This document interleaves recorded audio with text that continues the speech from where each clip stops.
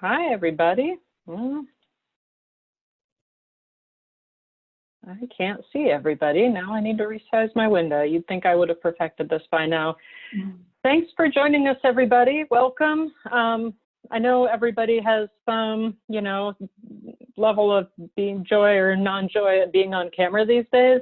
We've asked folks during the previous calls to turn their cameras off, but in this call, I think the main content we're going to work on today is hearing questions and comments from you all with a little bit of a background. So I'm going to ask if folks are willing to. We'll share a couple slides at the beginning here, but it'll be real brief. And so maybe as soon as we get our agency colleagues and kind of the intent of today's meeting worked through, if you are willing to share your screen, we'd appreciate it. And we'd like to be able to see you today as well as you seeing us. And of course, some of my colleagues are hiding too at this point. So my name's Sarah O'Brien. I'm with Wrapup Partnership. We're working with FEMA and other agency partners on this effort in kind of a consulting and support and facilitation role. We're going to provide a little bit of background here, but it's going to be very short, even just compared to the last meeting. And I may at some point ask folks to in fact, how about if right now, even while I can see everybody, can folks raise a hand if they were able to either join or view the recorded version of the last webinar, just so we have a sense of Erin and I are doing introductory materials. If you don't know how, there should be a little toolbar that allows you to raise a virtual hand. Since your camera's off, we won't be able. There we go. Jeremy raised his hand. We got a couple thumbs up. I'm realizing I probably should have asked this question in the reverse direction, but it looks like we've got a handful of people at least that were able to join, but maybe a couple that weren't able to join the last call.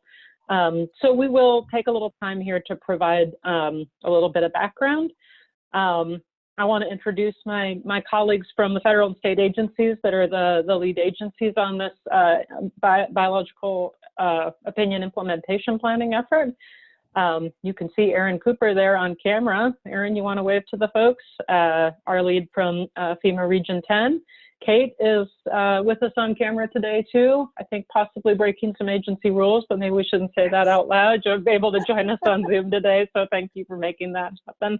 Kate Wells with NOAA Fisheries here in Portland. And then Celinda Dare is also with us, but not able to be on camera today, with Oregon's Department of Land Conservation and Development in Salem. So they're the key agency folks that form the agency team that we'll be referring to throughout this process that's leading this effort. As I mentioned, my name's Sarah O'Brien. My colleague Emily Irish is also with Wrapup Partnership and represented by that lovely blue puzzle fly there. Will be joining us visually later and is also part of the team working through this effort, and Emily will help run the Zoom part of our program here to make sure the technology keeps us operating smoothly. Zach Hughes from Salus Resources is our lead contractor on this team and with us today virtually from Florida, also a little bit video muted for the time being. But thanks everybody for being with us today. I'm really glad to see a number of folks here. I'm glad to see, just kind of based on who I know, I think a combination of local and state government folks, as well as folks from the development industry and others who may want to weigh in on this process. So thanks again for joining us. We're glad to see you here today. I'm going to give so goal for today is to spend most of the hour that we have here together. As we mentioned, this is kind of an office hours opportunity based on the request that we put out at the last webinar, which is to provide us with some fodder to work with in terms of local implementation actions that local communities could take, maybe are already taking or contemplating.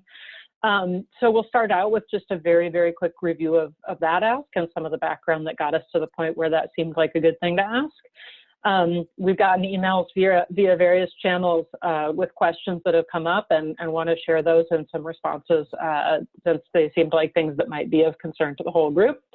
But again, we'd like to focus most of this hour on sharing and discussing your questions, thoughts, concerns. So we are holding the vast majority of this time to be something like a true office hours. We realize we put some difficult and complex questions out there, and we want to make sure that there's a platform here to discuss them so that we can get as much engagement and feedback from folks as we possibly can. So this group is almost the size where I could ask you to turn on your cameras later, which I will, and just let you talk, but probably a little bit large. So at least to get started, as we start to have the more open office hour as part of that conversation, I'm going to ask folks to turn your video camera on if you can, raise your virtual or your actual hand, like this. Or use the chat window to share a question or let us know if you'd like a turn to speak. Emily will be tracking all of those, and she'll make sure anybody that's signaling us via those tools can get a chance to speak, because I'm not really capable to track things in two channels at the same time. Quick review of last time for folks that weren't able to join or haven't had a chance, and a reminder that on our website you can, which we'll share later, you can watch the recording of that webinar for a much more detailed version of this information. What we provided last time was basically a very quick review of BIOP history and process and intent, I think, as much as anything, and Erin will share just a teensy tiny bit of that again today. We made a pretty clear request for help in brainstorming local options, as I described, and then we outlined the mechanics of working together virtually through what we're basically calling a virtual flip chart. So this is a replacement for what would have otherwise been a 3 or 4 hour in-person session, where we would have asked folks to go into breakout groups and brainstorm ideas and write them all down on flip charts and then come back together and report out. So we're kind of in the middle right now of the breakout session, and asking folks to take some time to work together, work individually, share feedback through that online forum that we shared with folks and we can point you back to today. Erin, I've been stepping on your toes. Do you want to chime in and remind us a little bit more about what you told us about last time? Sure. Yeah, so I think most of everybody on the call is pretty familiar with how the National Flood Insurance Program works. It's a voluntary program, and its main goal is to reduce flood hazards to people and property. We've had to kind of adjust how we approach that core function of the program due to this biological opinion for communities within the state of Oregon.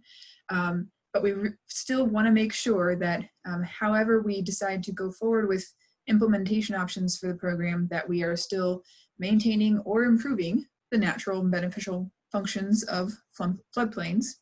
That is through maintaining flood storage, water quality, and maintaining or improving fish and wildlife habitat as well. And so these implementation options need to also work within the pragmatic realities and the structure of policies within Oregon state and local governments. So that's why we're talking with everybody here today, to make sure that we are taking into consideration all of the different components of Oregon local government regulations that should be considered.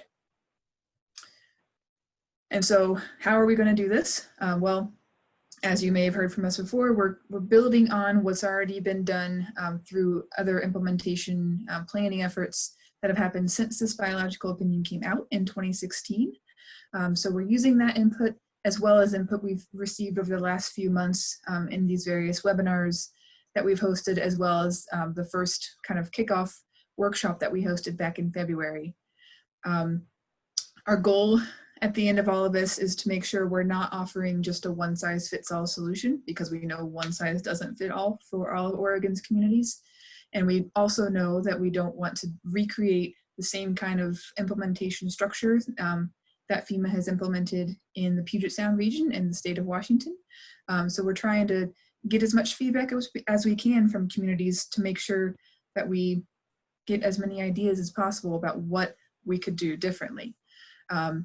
Through this process, as we get closer to implementation, we also want to make sure that we provide support to local governments and tribal governments and your communities to help you through the process once we get to implementation.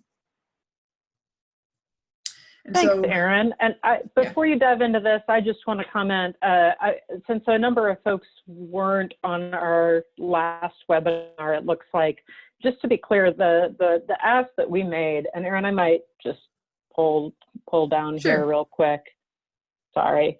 The ask that we made basically at the last webinar was, given this background, given where we're at, given everything we've heard from communities up to this point, it seems like it makes sense to build from the actions that local governments can actually take to reach those goals and build up to a way to sort of fit those into FEMA's existing framework and probably altered framework in the future of how to implement the NFIP. And so we saw, as we, sort of dealt with the feedback and comments that we received from the previous in-person meeting, the need to really get back to square one and start building up from the local level. And this was really something that we heard from folks a lot. Local governments really need to fully understand and be able to weigh in on and sort of create the ways that the local actions that would make up this implementation planning process. And so our goal here is to build from the bottom up, so to speak, from the very local level to figuring out how FEMA can reach compliance with the biological opinion, rather than starting with that framework and working its way down. So the request was, just to be clear, to share local ideas of actions that could be taken at the local level that would fit inside what we're calling these buckets of avoidance, minimization, and restoration and compensation for development impacts that might occur in floodplains. And then Erin is going to walk us through a couple of questions that have come up via email or the email sort of portal on our website that folks have asked so far, just so we can go ahead and get the discussion of those out of the way. When Erin's done with this section, I will ask folks if they're willing to turn on their camera and be prepared to ask questions, share comments, share ideas, whatever. So get yourselves ready for that while Erin talks through these last couple of questions here. Right, so just some examples of the questions that we've received so far are, seriously, you want us to provide our input by July 10th? I'll go into that. How is this our problem? Meaning, how is this local Oregon communities' problem? And when will communities actually be able to review some framework documents? So let's go into number one. We recognize that the quick turnaround on the feedback that we've been asking for might be pretty quick for some folks. So we do want to try to get feedback from folks, especially if you watched the June 26th webinar sooner rather than later, so that we can start kind of synthesizing that feedback into something that looks like implementation options. But we will keep the page on our project website, OregonNFIP.org. You'll see that URL at the end, open until July 31st. And so we'll try to do some continued outreach after that as well. So July 10th isn't a hard and fast deadline necessarily. And for the second question, and Erin, I just wanted to mention too, because a lot of folks were on the previous webinar that aren't with us today, we'll share all of these answers and whatever we come up with today and in discussion with the full group via email in the next day or so here. Yeah.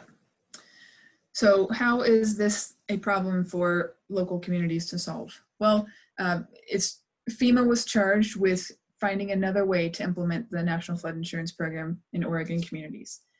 But because it is a program that is implemented at the local level, a federal program that is implemented at the local level, FEMA relies on the local NFIP participating communities to actually go through with these implementation changes. So just because NOAA Fisheries said that FEMA's program causes jeopardy at the federal level, again, because of our structure, we rely on our local community partners to figure out how that implementation can improve. So again, this is a chance to share ideas about what the kinds of changes that would work best for the communities. And through this process, FEMA will take that feedback and hopefully help to shape the final implementation options that result. And so when are the local community is actually going to be able to review any framework documents? We are hoping to get these sorts of documents to everybody to start reviewing and start commenting on later this summer and into the fall. The mitigation buckets that Sarah just described and that we described in detail in our last webinar are kind of the beginning of us forming ideas for implementation options that might work for Oregon communities. And so our next steps are to kind of continue building that idea, as well as a few other ideas for options, and provide or pull in that community input to hopefully make some options that make sense for everybody. So thanks, Erin. yeah. So this is the point where I think the route this conversation might take might depend a little bit on the proportion of folks that were with us for the previous webinar versus the proportion of folks that are totally new here. So I'm going to ask folks to turn on their videos, get ready to either raise your hand or share with us via chat specific questions that you might have. And this is the part where we have actual open office hours, and we're really curious to hear how this has been working for you. Have you gone to the website? Have you tried to dig in and start, as several folks have been actually in there presenting local policy options? How's that working for you? Do you have questions for us? Do you have concerns? Do you have red or yellow flags that you want to share with us? Do you need more description of the assignment or the request for information that we're putting out there? Do you need friends to be assigned to your virtual breakout group so that you have some buddies to work with? How can we help you make this happen?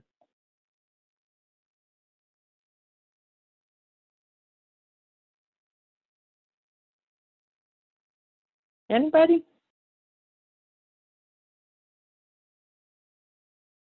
I see folks slowly coming on video here, so I'm gonna give some time and sit here kind of awkwardly with some radio silence, which is always an unnatural thing to do. I would like to just add maybe a bit of detail that we often leave out because we've been involved with this for so long, is that what we're looking for is ways to implement the intent of the reasonable and prudent alternative that is a component of the NOAA Fisheries biological opinion that was issued. And so if anybody is interested in digging into that specific document, you can find that on the FEMA link on our project website. So just wanted to add that in there in case anybody really wants to dig into the meat of all of this. Okay, looks like Jeremy Rogers has his hand up. Jeremy, can you unmute yourself? Or Emily, can you unmute Jeremy? I can't remember how this works. Oh, yep, you unmuted yourself for a second there, Jeremy. Go ahead. Okay, great. I think you should be able to see me. Yep. So I guess to the, well, first, thanks for these sessions and for the opportunities for input. I guess I'm struggling a little bit with trying to figure out how to scope the request. For our members are not the local governments actually implementing these policies, but they have important stake in them, and most of them probably haven't read the BIOP either, or sort of wouldn't know if something was sort of within scope or would be achieving the goal of the BIOP. So I'm sending out a request, and I'm not sure it would make sense to folks exactly what they would need to put in. So I'm just curious from your perspective, or if there's any other folks on the call who are in a similar situation where they have an interest in this, but not necessarily all of the technical expertise among their members, the best way to provide input. Yeah, that's an interesting question, Jeremy. And I think, I'll answer a little bit and then hand it over to Erin or Kate or other folks who may want to chime in here. Celinda, I think we really did honestly design this request around local governments, but I think, it's really important for us to hear from the development community, and it may be that we need to think about how to ask the question in a different way. That makes a ton of sense. So if you're not thinking about it from the perspective of somebody that, writes it or implements code, then the question may be a different one. I'm curious if others are able to weigh in at all. I think the first thing that comes to my mind is there a community out there where of these different kinds of actions to kind of steer development away from the most severe flood risk, or to minimize impacts from things like stormwater? Is there a community out there that you do think is handling those regulations well? And I think of, having talked to folks in the development industry who flag Salem's relatively new green stormwater policy as you know, folks that I've talked to at least seem to find that easier to implement and work with than they might have anticipated when that conversation first started. So I wonder if there would be a good way to describe the universe of policies that we were interested in learning about.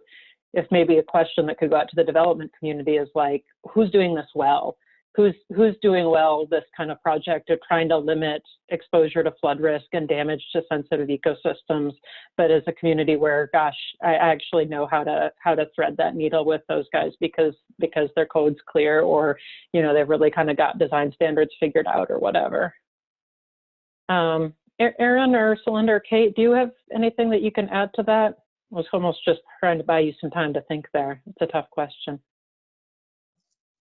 Yeah, I was going to have a similar suggestion, that there are some communities that do a much better job of incorporating some of these aspects into a framework that can kind of be relayed by a realtor to a potential property owner. But yeah, these asks for input on how we implement the RPA are a little bit more directed towards those who are working in the ordinance language. But perhaps the Oregon Association of Realtors kind of has some connections with communities as they're developing some of these ordinance languages, or if it's a CRS community, I know there are components of that program that tie directly into a community's relationship with the local real estate community and that sort of thing. Kate, I noticed you unmuted yourself. Did you have anything to add there?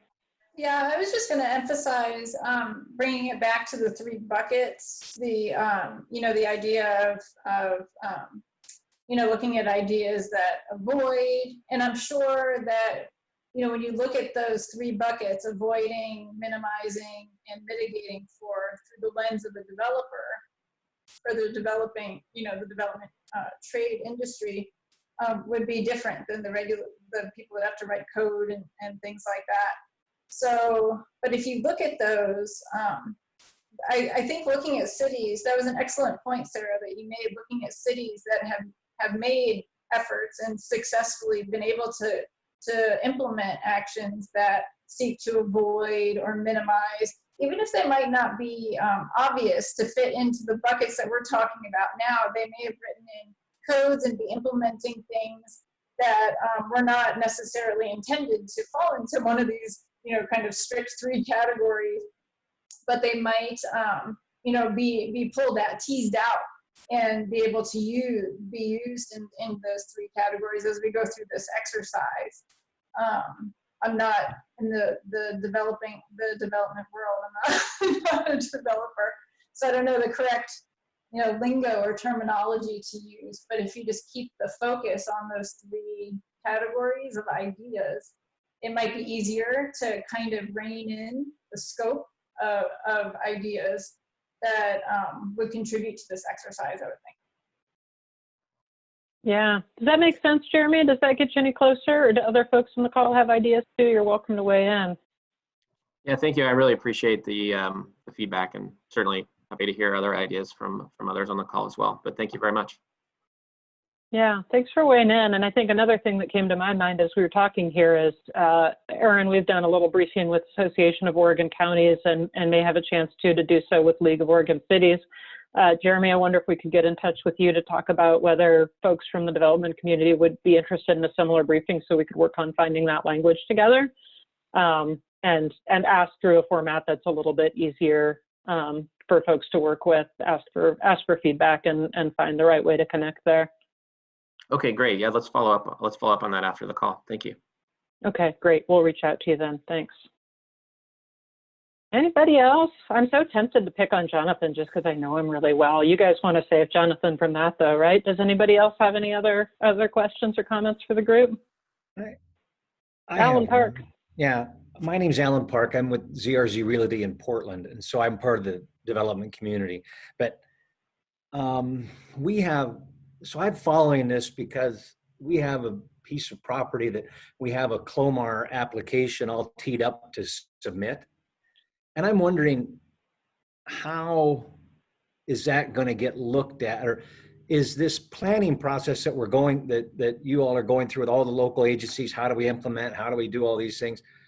If a application hits a local agency's desk right now, how do you think that's treated? Is it, I mean, we talked about in one of the meetings, we talked about that I believe said that the interim measures were off of the table, right? That that was not, the interim measures outlined in the BIOP were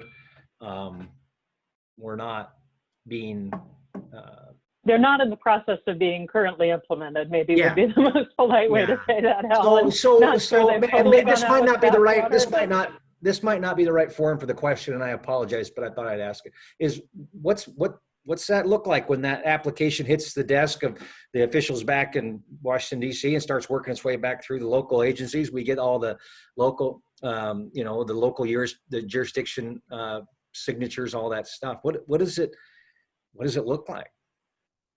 So I can take that. Yeah, cool. Good. So part of the settlement agreement from this lawsuit that resulted in the biological opinion was that FEMA kind of changed or amended the conditional letter of map change process to put a little bit more emphasis on that ESA component. That's part of the MT1 application process. So if a CLOMR is submitted, a CLOMR F is submitted to through like the normal channels, ends up on the desk of somebody at headquarters, and it's part of our region, specifically if it's in Oregon or Washington, they send it to us and we verify whether we think it meets those ESA requirements. So the ESA requirements of a conditional letter of map change are not necessarily specific to the RPA, the reasonable and prudent alternative components that we're kind of talking about here today. But they have always been requirements for a conditional letter of map change to meet ESA federal standards. And so there's just more emphasis put on making sure that that is actually happening before a CLOMR application is approved. Okay, so thank you. So the CLOMR is approved. Let's say we get this thing done. It takes 18 months or whatever it takes, a year, I don't know.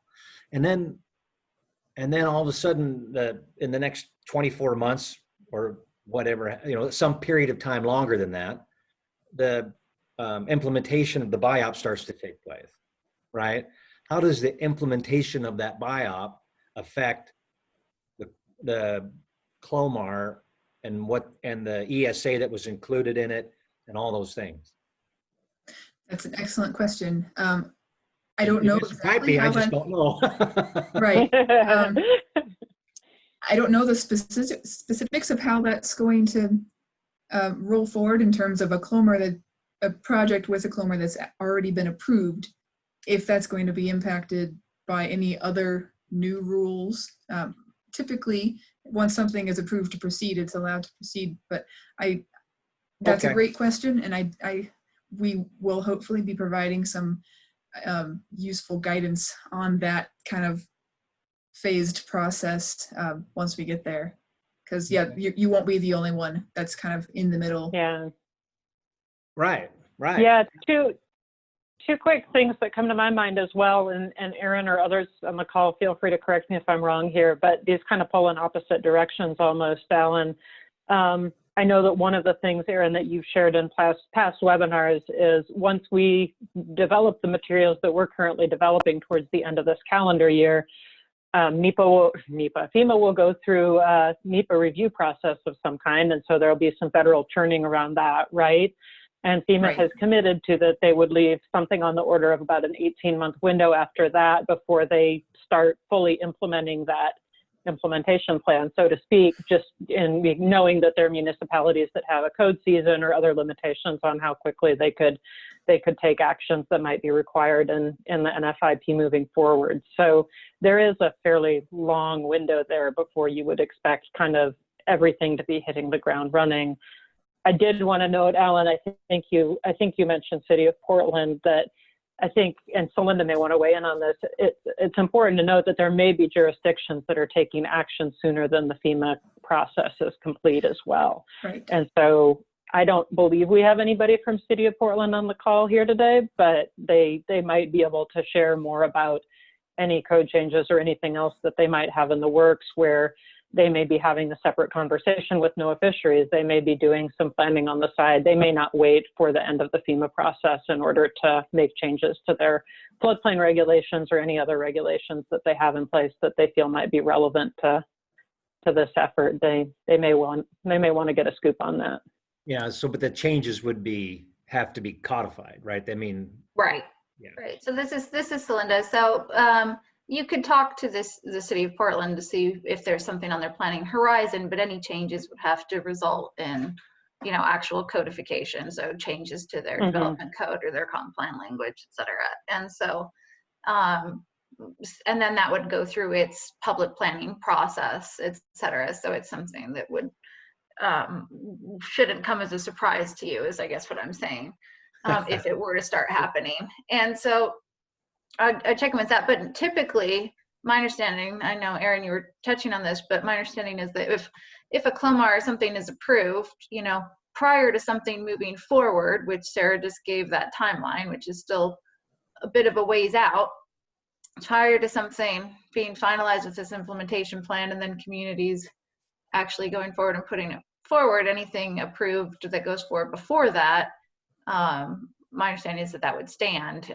essentially, that, you know, we're looking at what would need to change for the future, but so it would really come down to whether communities were taking action ahead of time, or if your project for some reason is more of a 2 to 3 year out kind of gig, then it might, you might get crossover with the implementation plan, which is always possible. And then at that point, FEMA will have to provide guidance on if something's underway, what that means for it. so That's again, thank you. So again, though, local jurisdictions can take a chart themselves a course right now, following guidance in the FEMA BIOP to adopt their own, essentially adopt measures, whether they be interim or long-term measures. They can put those into code now based on what they see in that BIOP that they think will keep them in the National Flood Insurance Program. They could, Erin, but they'd be operating in the absence of, and in advance of clear guidance from FEMA on that. So that's correct. But if a community wants to take these actions to make sure that their ordinance is actively working for the benefit of functional floodplains, then yeah, there's nothing saying that a community can't do that. Okay. So yeah, just to clarify, they can take actions, but they won't be able to guarantee, because FEMA hasn't put out the guidance yet on what they're going to be requiring of communities. So they can take actions, but they can't guarantee they tick a FEMA box per se, but they could still do something that they think is beneficial and along that route on their own. Essentially, I think what we're saying is that in the 18 months or 2 years it's going to take, or more, that it's going to take FEMA to adopt this, right? Or to come out with their guidance and go through this process, the NEPA and all the things. There's potential that a local jurisdiction can put in their own set of interim measures. Is that a fair way of putting that? I mean, they can put whatever they want in their code, right? Subject to their own local process. Okay, very good. Okay. Go ahead, Erin. Sorry, I cut you off. But just getting back to the clarification that Celinda provided, that's one way to look at it, and we're going to support a community through that process, but we don't, if they're making ordinance changes before FEMA comes out with any sort of specific guidance on, say, a model ordinance or something like that, then they are taking not necessarily a risk, but they are maybe adopting something that might have to be amended if it's not quite meeting the full BIOP requirements once those do come out. That's all very helpful. Thank you. Thanks for the question. This is very bracing conversation. Thank you, guys. It's funny. It's a good opportunity, I think, to stop looking at our slides and to think about the actual on-the-ground applications of this work. Jeremy, did you want to weigh in? And then after Jeremy, I just briefly earlier saw Evan turn on her video again. So Evan, if you want to chime back in after Jeremy, please do let us know. And I'm sorry if we missed you there. Go ahead, Jeremy. Thanks a lot. I just wanted to clarify the comment earlier about one of the things that you're looking for is not replicating what happened in Puget Sound. So I was just wondering if you could explain context a little bit more there. I'm not terribly familiar with what happened there, but I just wanted to understand if, you know, is that because you're not pleased with the results, or just because we want to do our own version, or just some more context around that comment would be helpful. Thank you. Sure. Really, the crux of that is that the overall feedback that's been received so far from Oregon communities and Oregon stakeholders is that people don't want to see the same framework implemented in this state. Folks have had some issues with it. Maybe it's because it doesn't necessarily jive with Oregon policies and state framework the same way that it works in Puget Sound. Those comments came before my time, so I'm not the most well-versed as to why folks want to do something different, but that's been the clear message that we've received. Yeah, I can share. Just Celinda, great, perfect. I was hoping to mostly give you time to weigh in, so go ahead, Celinda. Yeah, I mean, the main couple things to say is we have different state planning framework from Washington. They have, it's called a critical areas ordinance, shoreline management plans and policies. So there's a different framework they deal with. And so that solution and framework for the BIOP for them was tailored to that.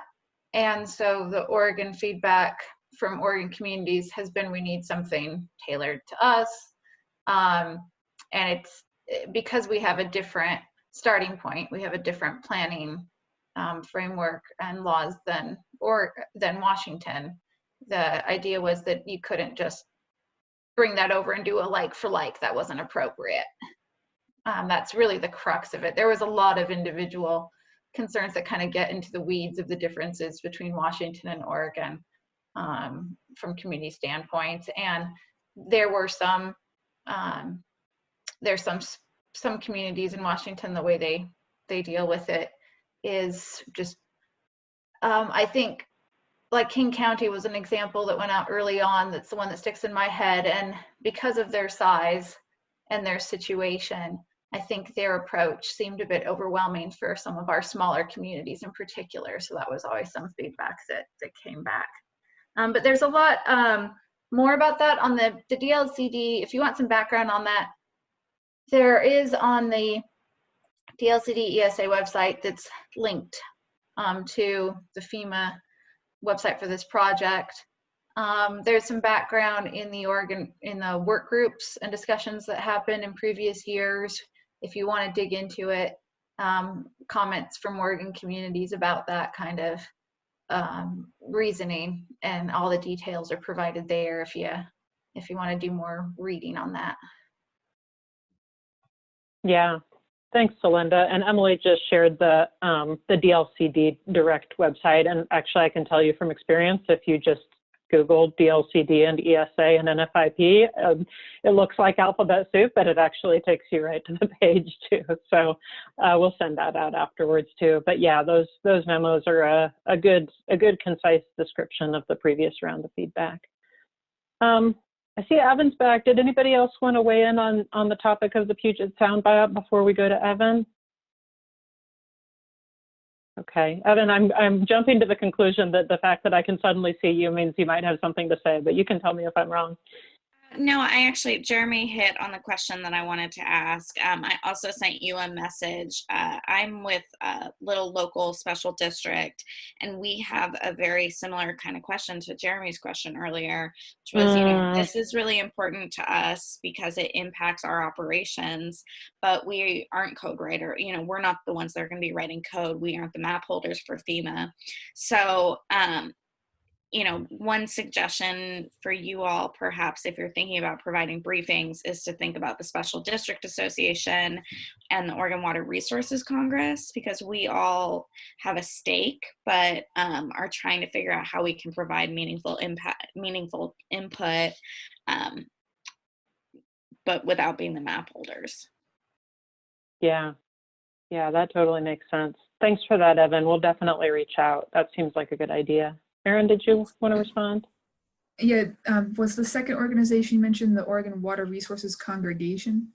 Congress. Congress. Okay, great, thanks. Yeah, I think that it may be, I think as we see the results of our virtual flip charting session here, I think we will probably see some clear gaps. And I think one of the questions that we're likely to come back with after this virtual flip charting session, to come back to the full group with kind of a briefing on the results late in July, is who else should we be talking with about this? And we can go ahead and get started on the ideas that you guys have shared here today, but it may be that 20 days of us providing a virtual flip chart is actually less effective for many folks than a 1-hour conversation at which we can just kind of say a couple frank things about what's working and what's not in the current context, and we can record it and get it into the form that we need to use it, but it can be a conversation rather than an online engagement. So I think it's important, just given all our current distancing limitations, to make sure that we have a variety of ways for folks to provide feedback, and we're not just limiting it to that online forum. And also, Sarah, I guess the only thing I'd say too is that once we still don't have like options written up right now or things for folks to review put together yet, but once we do, that would be that's probably where it'll be easier for some groups to provide comment on, because you're used to looking at what regs people have on the book and what you have to deal with from a developer's perspective or whichever perspective, and sometimes it's easier to provide comment on it from that in that regard. So that might make commentary a little easier for groups that aren't the code writers or the local communities down the track. Yeah, exactly. I used to do a presentation on the biological opinion far before I was actually working with FEMA at all on it, that ended with a picture of a beer and an offer that anybody that could bring me cool code from their community that related to flood management or stormwater management or riparian vegetation management, I would buy you a beer if you could give me a cool chunk of code. And you would be surprised how few planners actually took me up on that. But I know there's a lot of cool stuff out there. And so I think part of this conversation is just motivated by the fact that, like, it's varied. It's not like everybody puts their flood relevant stuff in their flood code and we can just look it up or we know about all of it. It's like, it's this whole community of planners and folks that are at a planning desk or involved in, implementation or are aware of voluntary restoration actions or compensatory mitigation or other kinds of stuff that might be contributing to these outcomes among communities. It is amazingly hard to find information on what communities are doing that are really cool things that contribute to the outcomes that all of us are after here. So we're just trying to cast the broadest net that we possibly can to collect all those good ideas and be building from cool stuff that's already happening on the ground that we know works, or at least has been tested to some extent, and build up from that rather than make stuff up and then try to see what happens with the results. We've got about 15 minutes left here. Are there any other questions or comments before we get back to kind of our thank yous and next steps here? We've got the time.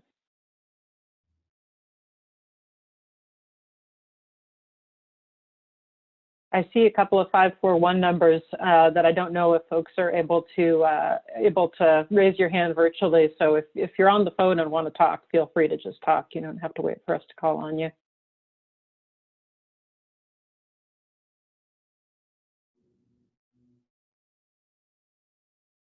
Okay. I'm going to take that as a no. Should we do a little wrap up here? Erin, did you have any reflections on conversation we've had up to this point, or anything you want to comment on before we finish up here, or anyone else on the agency team? I guess I'll just say thanks for the organization recommendations for us to reach out to these other groups to get their input. Sometimes it's hard for us to know exactly who is going to have input, especially at this stage in the process. And maybe some of these groups would prefer to provide input once we have kind of a framework to look at and tear apart. And so we'll try to keep everybody, as many people involved now and through that process as we can. So thanks for those mentions. And even if you think of somebody else or another group that might want to just know about this process that may not be on our listserv yet, assuming that you all know about this webinar because you are on our listserv, you can send them to our website and have them sign up to receive notifications of future webinars like this. Emily just provided the URL in the chat so that people can decide on their own, yeah, that thing that Evan mentioned to me sounds like it'd be something really important for us to be part of. So I'm going to sign up for this listserv so I hear about what's coming up next. That will be really beneficial for us as well. So keep that in mind if this comes up in your future conversations. Yeah, exactly. And if you want to flag us down on the OregonNFIP.org website, you can send an email to a kind of generic looking FEMA email, but it actually goes straight to Erin. Yeah. And if you want to send us a message and say, oh, here's another industry group you should be talking to, here's another, here's another association that really should be on your radar, please reach out, then we're happy to hear that and to do outreach through that as well. So we'll send out an email, as I mentioned, after this meeting and let folks know that we'll keep that flip chart open until at least July 30th. We're starting to get some responses. We don't want to create time pressure for folks. We figured this was a nerdy enough ask that if we set the deadline any later than July 10th, then people would completely forget about it. But we'll start using and processing that information, as Erin mentioned, but leave it open and remind folks in another week or two here that we're still looking for feedback.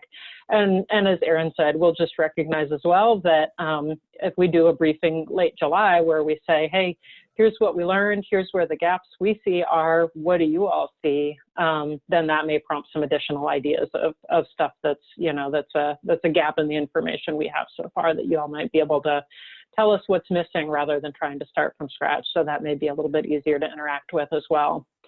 So we'll plan to convene for that late July meeting. You'll see a calendar invite at least, or an invitation via Zoom at least a couple of weeks in advance. I know, I don't know if folks are able to go on vacation, but I know I plan to try to figure out a way. So we'll see if we can give you enough of a heads up to work around. And of course, we'll keep recording these webinars and putting them on the website so that folks can have a chance to review them in their own time. We'll present the results that we have so far from the virtual flip chart. We'll have some discussion, we'll ask for your additions, and we'll talk about some next steps. And some of the questions that, just as kind of an early heads up that we'll be asking folks at that point is, who's doing this stuff? If we put together a conversation, say around September, where we asked a handful of communities that are doing really interesting, innovative work in floodplains restoration or in stormwater management or in,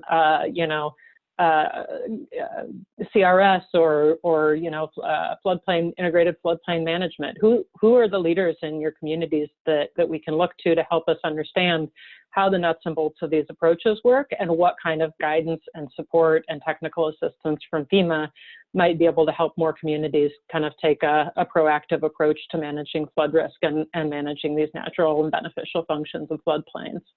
On the opposite side, what kinds of policy or other barriers are there? Who else, like I said, just now, and as Erin emphasized, who else should we be talking to? I know a big message at our last in-person meeting in a million years ago in February was we should be talking to local decision makers as well as planners. And, once we have something clearer to talk about, then we very much intend to do that. But who are the audiences that we might not be reaching through these webinars that we should make sure to talk to as we start to get things a little bit more solid here? I'm going to leave up this page of additional resources here, pointing you to the OregonNFIP.org. You can, as Celinda said, you can use that to get to the DLCD website. There's a link there.